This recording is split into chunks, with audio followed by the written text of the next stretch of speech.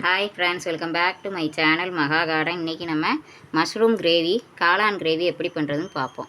அதுக்கு first 3 spoon எண்ணெய் விட்டு ஹீட் பண்ணி வச்சுக்கணும். அதுக்கப்புறம் பட்டை, இவ்வளோ பட்டை, பெருசாக இருந்தால் ஒரு பட்டை போட்டால் போதும். ஒரு பட்டை, 2 ஏலக்காய், கொஞ்சோண்டு ஜீரகம், அரை டேபிள் ஸ்பூன் ஜீரகம். இது 3ஐயும் போட்டு நல்லா ஃப்ரை பண்ணிக்கிறோம். எண்ணெயில் நல்லா ஃப்ரை பண்ணிக்கிறோம்.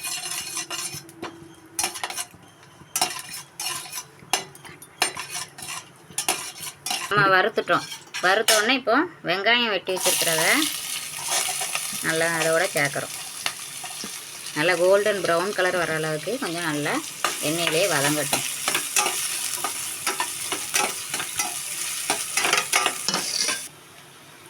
ஃப்ரெண்ட்ஸ், இப்போ கோல்டன் ப்ரௌன் கலருக்கு ஓரளவுக்கு வந்துருச்சு வெங்காயம்.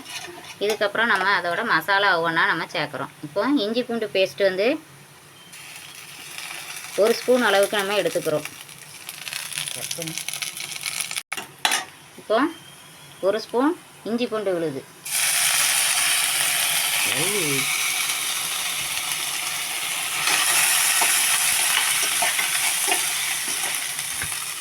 காரத்துக்கு தக்கன போட்டுக்கோங்க. 1 ஸ்பூன் போட்டுக்கோங்க. போட்டுட்டு இப்போ அது கூட நம்ம மசாலா ஒவ்வொன்றையாக சேர்க்க போகிறோம்.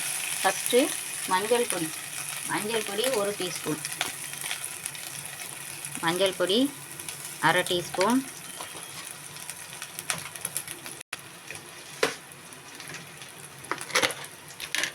மல்லித்தூள் 1 டீஸ்பூன்,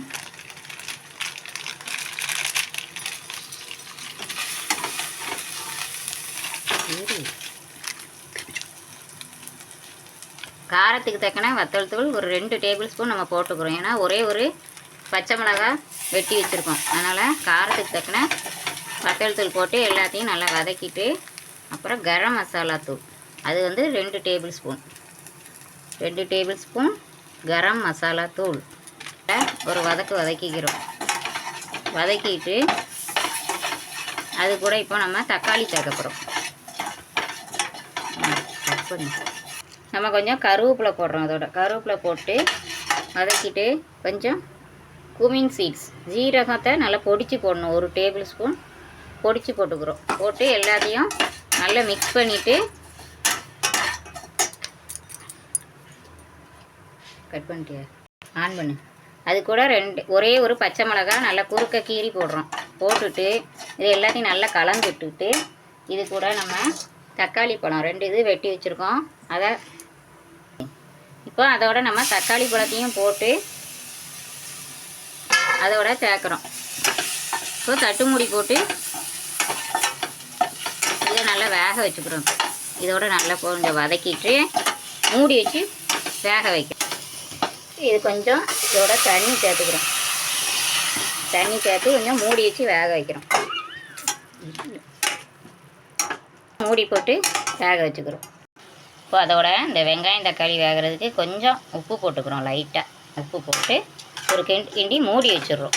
இப்போ அந்த எண்ணெய் பிரிஞ்சு வந்தோடனே நம்ம தட்டு மூடியே எடுப்போம். தட்டு மூடி வைப்போம். இப்போ வந்து நம்ம தக்காளிலாம் வெந்துட்டு அதோட எண்ணெயெல்லாம் கொஞ்சம் பிரிஞ்சு வெளியில் வந்துட்டு பாருங்கள்.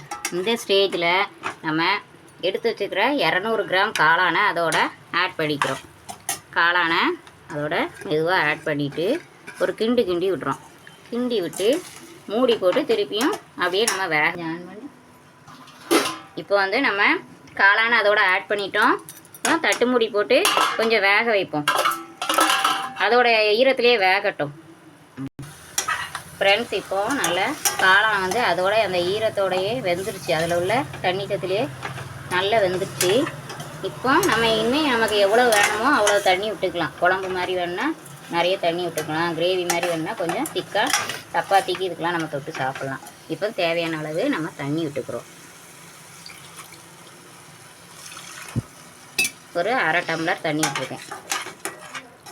ஃப்ரெண்ட்ஸ், இனிமேல் இதை கொஞ்சம் நம்ம தட்டு மூடி போட்டு கொஞ்சம் வேக வைக்கிறோம். தட்டு போட்டு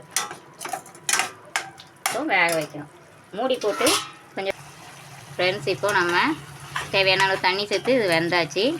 குழம்பா உங்களுக்கு தேவைப்பட்டால் தண்ணி கொஞ்சம் அதிகம் சேர்த்துக்கலாம். கிரேவியாக வேணுன்னா கொஞ்சம் தண்ணி கம்மியாக சேர்த்துக்கலாம். நான் குழம்பு பார்த்துக்கு தான் கொஞ்சம் தண்ணியாக வச்சுருக்கேன். இப்போ கடைசியில் நம்ம மல்லித்தழையை போட்டு இறக்க வேண்டியதான். சுவையான மஷ்ரூம் கிரேவி ரெடி. நீங்களும் ட்ரை பண்ணி பாருங்கள். இந்த வீடியோ பிடிச்சிருந்தா லைக் பண்ணுங்கள், ஷேர் பண்ணுங்கள், கமெண்ட் பண்ணுங்கள். என்னோடய சேனலை மறக்காமல் சப்ஸ்கிரைப் பண்ணி பாருங்கள். Okay, thank you.